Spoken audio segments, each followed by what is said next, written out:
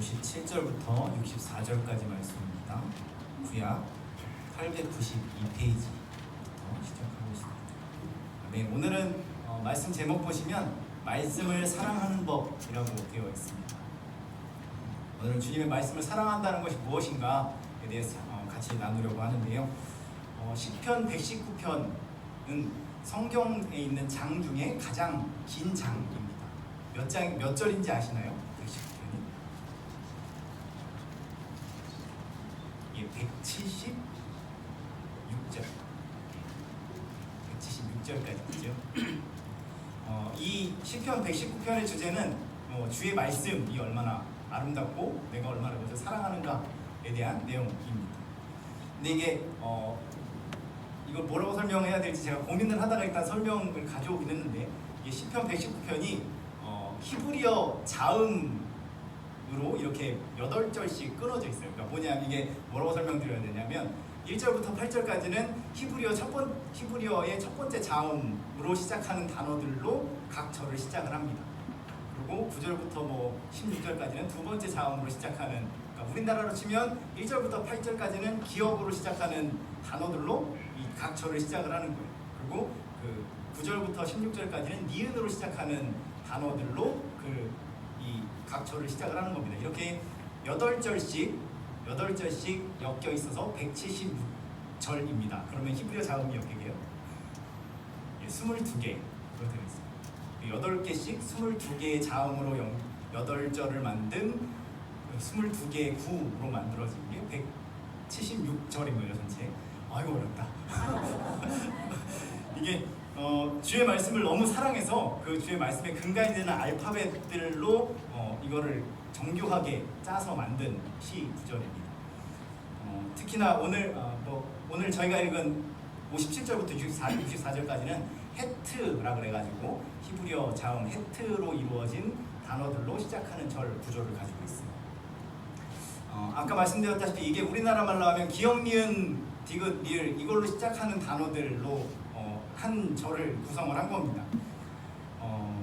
제가 이걸 우리나라 말로 좀 만들어봤어요. 우리나라 말로 절로 좀 만들어봤는데 이게 자음을 맞춰서 8절을 만들기가 굉장히 어렵습니다. 그래서 막 고민을 하다가 그냥 써봤습니다. 그냥 이게 뭐 내용은 크게 신경 쓰지 마시고요. 이게 얼마나 어려운가 그것만 좀 생각을 하시고 보시면 될 것 같습니다. 이게 기역으로 시작하는 단어들로 절을 만들어봤어요. 첫 번째 절입니다. 가로수길에서 만나자. 고구마 피자 먹으러 가자. 그때 했던 얘기가 생각나네. 각자 계산하자고 했었지. 그렇게 살지 말아라. 교육자가 돈이 어딨다. 기쁜 마음으로 오늘은 네가 살아. 고맙게 잘 먹을게. 이 시의 제목은 더치페이 싫어입니다. 그러니까 이건 그냥 만들다 보니까 그냥 생각나는 기억으로 생각나는 단어들을 나열을 하다 보니까 좀 이렇게 된 거고요. 실제 시편을 이렇게 쓰지 않고 이렇게 좀 뭔가 그냥 만들기 어려운 시라는 겁니다. 그냥 이렇게 생각나는 대로 쓰기 어려운, 그러니까 정말 굉장히 정성을 들여야 되고 고심을 해서 한 구절 한 구절 만들어 놓은 시라는 걸 말씀을 드리는 겁니다. 제가 어디 가서 얻어먹고 다니는 스타일은 아닙니다. 오늘 우리 하나님의 말씀을 사모하고 계십니까? 오늘 함께 나누고자 하는 것은 주님의 말씀을 사랑하는지 좀 스스로 체크해 보실 수 있는 체크리스트가 될 수도 있을 것 같습니다. 동시에 주의 말씀을 사랑한다는 것이 무엇인지를 조금 더 생각해 볼 수 있는 기회가 됐으면 좋겠습니다. 여기 나오는 것들을 다 다루진 못하겠지만 한 3가지 정도 함께 크게 나눠보려고 합니다. 먼저 우리가 살펴볼 것은 59절의 말씀입니다. 내가 내 행위를 생각하고 주의 증거들을 향하여 내 발길을 돌이켜 싸우며. 아멘. 시편의 기자는 여기서 발길을 돌이켰다라는 표현을 사용하고 있습니다. 이것은 우리가 걸어가는 길을 돌이켜서 반대의 방향으로 돌아온다라는 뜻이지요. 이처럼 말씀은 우리가 삶의 방향을 바꾸도록 우리에게 종용합니다. 그런데 말씀이 지시하고 가르치는 방향으로 우리를 조절해 나가는 것이죠. 하지만 이 표현에는 조금 더 구체적인 표현들이 포함되어 있습니다. 자동차를 탄 사람과 길거리를 발걸음으로 걸어가는 사람의 다른 점이라면 바로 다음 내딛는 걸음이 우리가 방향을 바꿀 수 있는 걸음이라는 것입니다. 무슨 말이냐면 자동차를 타고 가면 지정된 길을 가야 되지요. 그리고 거기서 방향을 틀려면 지정된 거리까지 가야 됩니다. 뭐 100m 앞에서 우회전, 1km 앞에서 유턴. 아무 때나 유턴하면 안 되죠. 근데 우리가 내 발로 걸어가는, 발길로 걸어가는 사람들은 이게 정해져 있지 않습니다. 내가 바로 다음 내딛는 발걸음에서 내가 그 방향을 돌이킬 수 있다는 것이죠.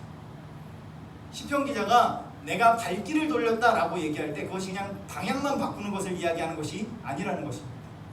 한 걸음 한 걸음 걸어가는 그 순간에 지금 내가 내딛는 이 바로 다음 발걸음을 돌리겠습니다 라는 의미를 가지고 있는 것이죠. 매번 내딛는 걸음이 새로운 선택의 순간이 되는 것입니다. 지금 내가 오른쪽으로 걷고 있다고 해도 다음 걸음에서 나는 나의 걸음을 새로운 방향으로 바꿀 수 있습니다. 100m 지나가서가 아니라 바로 지금 내가 내딛는 다음 걸음을 돌이켰다라고 말하는 것이죠. 그래서 시편 기자는 이어지는 60절에서 다음과 같이 말하고 있습니다. 함께 읽어보겠습니다. 주의 계명들을 지키기에 신속히 하고 지체하지 아니하였나이다. 아멘. 한 사람이 이발을 하려고 이발소에 갔습니다. 그런데 이발소 앞에 이런 팻말이 붙어 있습니다. 내일은 이발이 공짜. 내일 오면 공짜라고 해가지고 그러면 내일 와야지. 그러고서 집에 돌아갔다가 다음날 와서 아침 일찍 왔습니다. 그리고 머리를 잘랐어요. 머리를 잘라고 이제 기쁜 마음으로 이제 돌아가려고 그러는데 그 가게 주인이 뭐라고 그러냐면 손님 10,000원만 내시면 됩니다. 그러는 거예요. 아니 오늘 공짜라고 해서 왔는데요. 그러니까 오늘이 아니라 내일 공짜라고요. 그럼 물어봤습니다. 그럼 도대체 언제 공짜입니까? 뭐라 그럴게요? 내일이요. 주의 말씀을 사랑한다라고 할 때 그것은 말씀을 따라 삶의 방향을 바꾸되 신속하고 지체하지 않고 바꾸는 것입니다. 내가 주의 말씀을 사랑한다라는 건 내가 오늘 성경 말씀을 읽었어. 이거 내가 1년 있다 적용해야지. 뭐 한 달 있다가 내가 이렇게 해야지. 그게 아니라 그 방향을 바꾸되 바로 지금 이 자리에서 신속하고 지체 없이 바꾸는 것. 그것이 바로 말씀을 사랑하는 것이라는 겁니다. 내일, 다음 주, 내년으로 밀어놓을 수 있는 것이 아니라는 것이지. 이처럼 말씀을 사랑한다라는 것은 주님의 말씀을 지금 이 순간 나의 삶 속으로 가져오는 것을 의미합니다. 지금 오늘 나에게 말씀하시는 그 말씀으로 듣는 것이지. 성경 말씀을 읽을 때 이건 남의 이야기겠구나, 아니면 어른들의 이야기겠구나, 아니면 옛날 이야기겠구나, 이게 아니라 그 말씀을 나에게 말씀하신다라면 그것은 오늘 지금 이 순간 나에게 하시는 말씀이라는 것이지. 그리고 그것에 따라 내 삶을 바꾼다면 그것은 지금 당장 해야 하는 것입니다. 지금 내 삶의 문제들을 바로 바꿔 나가려는 그 시도, 그 열심이 바로 주의 말씀을 사랑하는 첫 번째 방법입니다. 말씀을 사랑하는 두 번째 방법은 61절에 나타나고 있습니다. 같이 읽겠습니다. 악인들의 줄이 내게 두루 얽혔을지라도 나는 주의 법을 잊지 아니하였나이다. 아멘. 악인들의 줄이 내게 두루 얽혔을지라도 라는 표현을 읽고 어떤 상황이 떠오르시나요? 이런 거일지도 모르겠습니다. 뭐냐면 집에 강도가 침입해서 나를 줄로 막 묶어놓은 거죠. 그래서 옴짝살싹을 못하는 겁니다. 대충 어쨌든 어떤 식이든 내가 내 삶을 어떻게 할 수 없는 상황을 표현하고 있다라는 것은 분명해 보입니다. 이 말씀의 의미를 이해하기 위해서는 먼저 이해하셔야 하는 게 있는데 바로 뭐냐면 당시 성경이 파피루스나 동물 가죽에 기록되어 있었다라는 것이지요. 그래서 그 동물의 가죽을 책처럼 엮거나 아니면은 이걸 두루마리로 말았습니다. 그래서 성경 한 권이 이만해요. 이만한 거를 이거 하나 집에 마련하려면 집 몇 채를 하셔야 됩니다. 굉장히 두껍고 큰 책이기 때문에 개인이 소장할 수가 없죠. 그럼 이거 어디다 놨을까요? 회당에 놨습니다. 회당에 공동소유를 하고 있었죠. 그런데 한밤중에 갑자기 성경이 읽고 싶어졌습니다. 어떻게 해야 될까요? 회당 문 열 때까지 기다리셔야 됩니다. 강도가 침입해서 나를 줄로 묶어둔다면 성경을 읽을 수 있을까요? 읽을 수 없는 것이죠. 회당에 가야 읽을 수 있는 것입니다. 장소와 시간에 제약을 받을 수밖에 없다라는 것이죠. 그래서 유대인들이 이런 시간적 장소적 문제를 해결하기 위해서 고안해낸 게 바로 암송입니다. 그러니까 보러 갈 수가 없으니까 그냥 외워버리는 거죠. 주의 말씀을 내가 회당까지 가서 볼 수 없고 밤에 문 닫았는데 거기까지 가서 볼 수가 없으니까 그냥 외워버리는 거예요. 그래서 시편 기자는 회당에 가지 않아도 주의 말씀을 잊지 않는다라고 말하고 있는 것이죠. 혹시 TV에서 유대인들이 이런 모습으로 기도하는 걸 보신 적이 있으신가요? 머리랑 팔에 뭔가가 묶여 있지요. 이걸 테필린이라고 합니다. 기본적으로 작은 검은 상자에 가죽끈이 묶여 있는데 머리에 묶는 게 이제 셜롯이라고 하고요. 팔에 묶는 거를 쉘야드라고 합니다. 이게 한 세트예요. 요즘은 뭐 아침 기도할 때만 착용한다고 하는데 원래는 일상에서 계속 착용하고 있어야 하는 겁니다. 테필린을 착용하는 이유는 구약 성경에 나타나는 말씀 때문에 그렇습니다. 출애굽기 말씀입니다. 이것으로 내 손에 기호와 내 미간에 표를 삼고 여호와의 율법이 내 입에 있게 하라. 이는 여호와께서 강하신 손으로 너를 애굽에서 인도하여 내셨으니 라고 되어 있습니다. 작은 상자 안에는 구약 성경 말씀이 들어 있습니다. 양피지가 비쌌기 때문에 작은 양피지에 빼곡하게 4가지 정도의 성부를 써놓습니다. 이걸 다 말씀드리기는 지금 시간이 너무 없고요. 그 중에 하나가 뭐냐면 우리가 쉐마라고 알고 있는 신명기 6장 4절부터 9절까지 말씀입니다. 들으라 이스라엘아 오직 여호와는 한 분이신 오직 한 분이신 여호와시니고 그렇게 시작하는 말씀입니다. 이 쉐마의 말씀은 이 손과 이마뿐만 아니라 집의 문설주와 각 방의 문설주에도 붙여놔야 했습니다. 그래서 집에 들어갈 때 집 앞에서 기도하고 이 말씀 성부 상자를 한번 건드립니다. 터치하고 기도하고 들어가는 것입니다. 유대인들은 왜 이런 방법을 굳이 하고 있을까? 그냥 잘 기억하기 위한 방식뿐만 아니라 그보다 더 중요한 이유는 말씀을 가까이 할 수 없는 상황에도 그 말씀을 잊지 말라고 이걸 몸에 메고 집에 붙이고 있는 것입니다. 악인이 나를 꼼짝 못하게 줄로 메어놨으니 어쩔 수 없지 하면서 주저앉아 있는 것이 아니라 그 순간에도 주의 법을 잊지 않기 위해서 되새기고 또 되새기는 것이지. 밤에는 회당문이 닫았으니 어쩔 수 없지 하고 다시 눕는 것이 아니라 하나님의 말씀을 암송하고 기억하면서 한밤중에도 그 말씀에 감사하는 것입니다.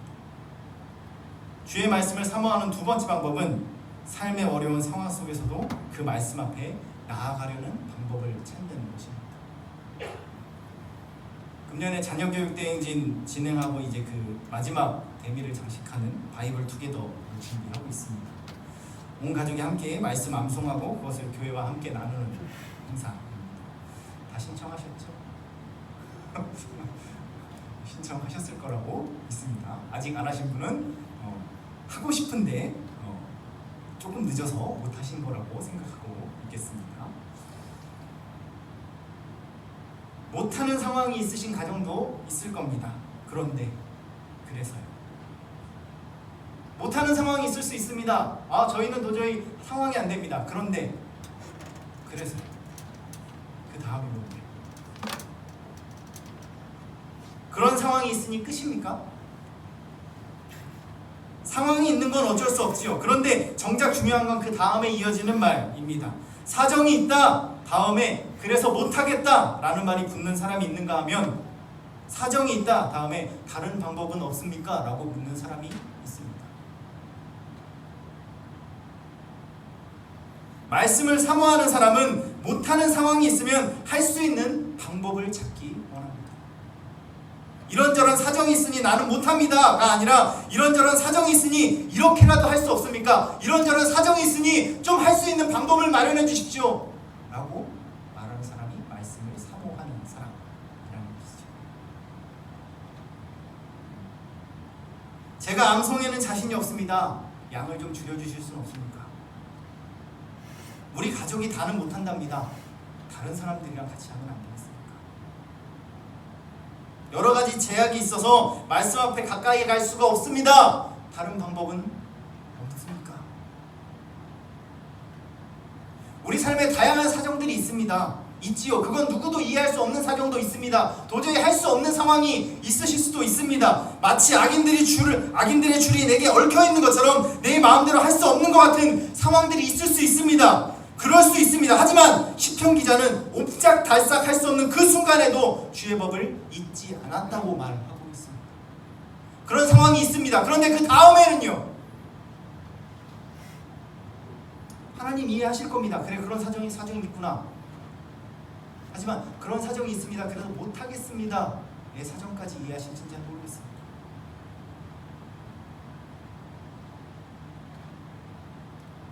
나는 어떻습니까?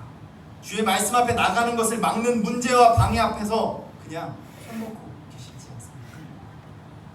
이런 것 때문에, 저런 것 때문에, 이런 사정 때문에, 저런 사람 때문에 어쩔 수 없어, 나는 못해. 암송 안 하셔도 됩니다. 암송 참여 안 하셔도 됩니다. 그만큼 하나님의 말씀에 가까이 가실 수 있으면 안 하셔도 됩니다.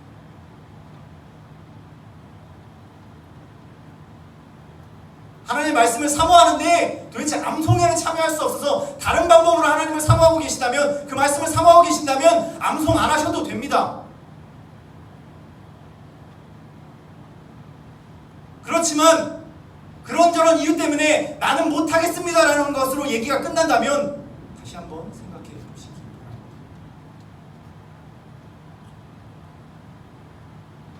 마지막으로 함께 나누고자 하는 것은 63절에 나타나는 말씀입니다. 앞에 보고 함께 읽겠습니다. 나는 주를 경외하는 모든 자들과 주의 법도들을 지키는 자들의 친구라. 시편 기자가 말씀을 사랑하는 세 번째 방법은 말씀으로 보여주고 있는 것은 바로 주를 경외하는 자들과 주의 법도를 지키는 자들의 친구가 되는 것입니다. 여기서 모든이라는 표현은 시편 기자가 친구로 삼고자 하는 이들의 범위를 광범위하게 넓혀줍니다. 바로 이 조건을 갖춘 사람이라면 누구든지 내가 그와 친구가 된다라는 뜻이기 때문에 그렇습니다. 친구를 사귀는 데에는 사람마다 여러 가지 방법이 있습니다. 기준도 있지. 나에게 도움이 되는 친구를 사귀려고 하시는 분들도 있고, 같은 지역이나 학교에서 친구를 사귈 수도 있습니다. 보통은 끼리끼리 논다라고 하지. 비슷한 환경에 있는 사람들끼리 친구가 되는 경우가 대부분입니다. 그런데 시편 기자는 다른 조건들 말고 주를 경외하고 주의 법도를 지키는 것만이 친구의 기준이다라고 말하고 있습니다. 이 기준이 만족된다면 다른 모든 기준들은 부차적인 거라는 것이죠. 그런데 당시 사회에서 주를 경외하고 주의 법도를 지킨다 그래서 친구가 되는 것은 불가능할 뿐만 아니라 부당한 것이기도 했습니다. 너무도 당연하게 이방인들에게는 그런 친구가 될 기회가 주어지지 않았습니다. 그들이 아무리 주를 경외하고 주의 법도를 지키려고 노력한다고 할지라도 이방인들에게 친구가 되는 기회가 주어지지 않았습니다. 왜냐하면 그들은 이방인들이었습니다. 여자나 어린아이들은 사람 취급을 받지 못했습니다. 숫자에도 안 세고 그냥 물건이죠. 여자라는 존재는 지금 그렇다는 게 아닙니다. 오해하지 마세요. 여자라는 존재는 가구 같은 거였습니다. 쓸모가 닿으면 버리고 그냥 내 집에 두는 가구였던 것이죠. 가구랑 친구하시는 분 계십니까? 없지요. 인간이 아닌 존재와 친구할 수는 없는 것입니다. 지금은 말도 안 되는 기준이지만 그 당시에는 모두 올바른 기준으로 여겨졌던 것입니다. 왜냐하면 그것이 하나님의 뜻이라고 생각했습니다. 하지만 시편 기자의 선언은 이런 사회적인 관습들을 넘어서는 것입니다.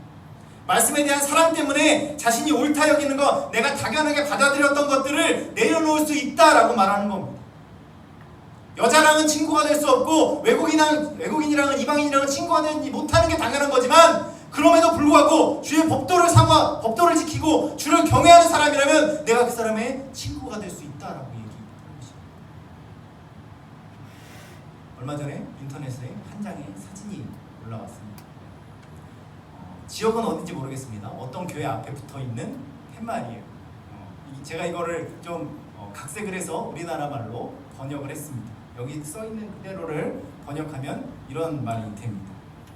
그냥 모든 사람을 사랑해라. 걸러낼 사람은 내가 나중에 걸러낼 거다. 요즘 기독교가 욕먹는 이유 중에 하나가 뭐냐면 지들끼리만 사랑한대요.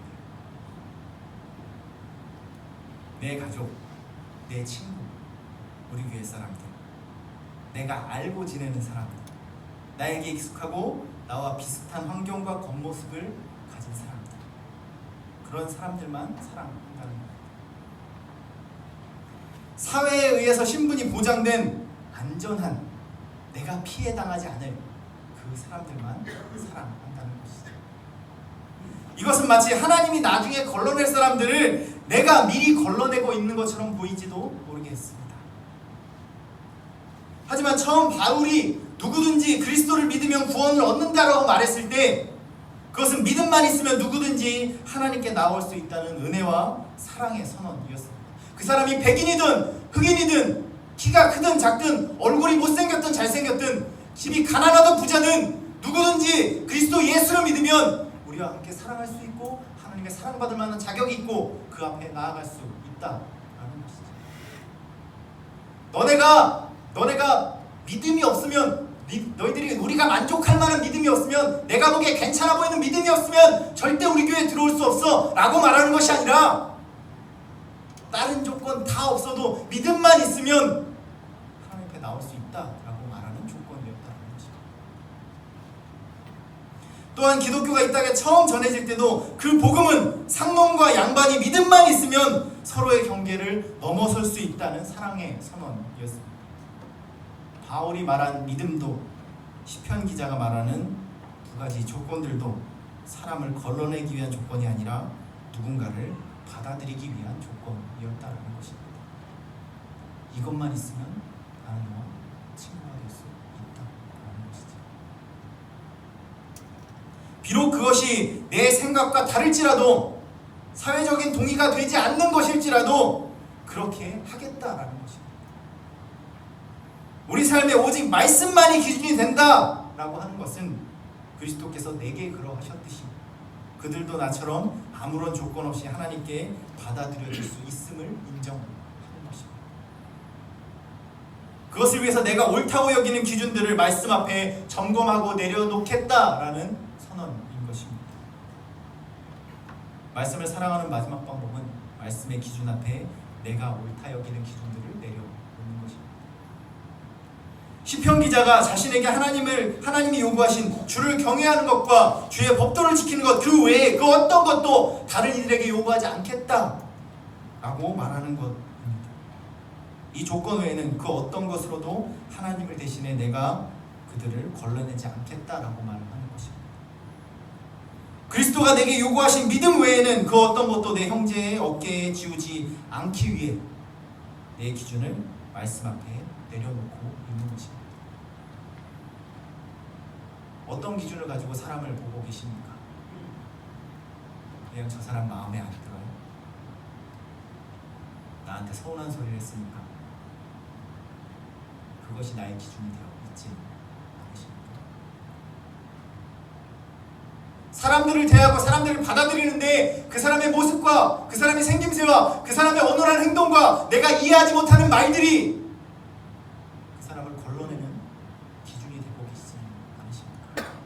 우리가 말씀을 사모한다라는 건 내가 옳다라고 여기고 당연히 그래도 되는 것, 저 사람이 위험해 보이니까 저 사람을 멀리 할 수 있는 그 당연해 보이는 기준까지도 하나님의 말씀 앞에 내려놓겠다라는 것이 바로 말씀을 사모하는 자세라는 것입니다. 말씀을 사랑한다라는 것은 단순히 목사님의 말씀 듣기를 좋아하거나 성경 읽기를 즐기는 것이 아닙니다. 말씀을 사랑한다는 것은 말씀에 가까워지기 위한 열정입니다. 그 말씀을 오늘의 삶에 적용하려는 의지입니다. 그 말씀의 의지에서 내가 만들어둔 삶의 틀과 기준들을 넘어서려고 발버둥치는 노력입니다.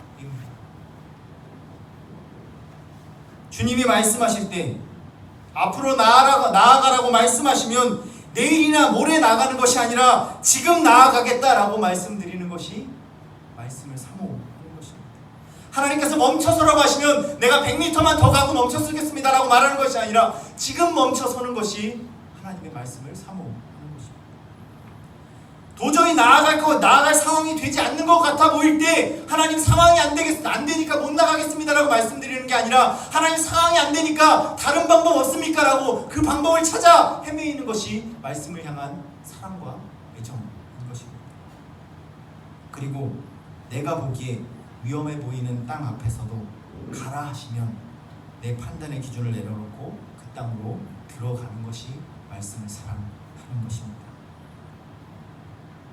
오늘 우리의 삶이 이처럼 말씀을 향한 사랑으로 가득한 삶이 되기를 축원합니다.